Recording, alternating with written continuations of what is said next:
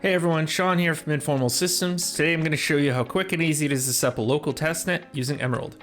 First, you're going to need both Make and Rust already installed on your machine and have the GitHub repo cloned. After that, you can simply run either make release or make build to compile the binary, and then you'll want to copy the binary to your local path. After this, you can simply run Emerald testnet start. This will start a testnet with 3 validators. You can see the configuration files here. You can see the ports for each instance of ref, and you can see the log files for each of the nodes.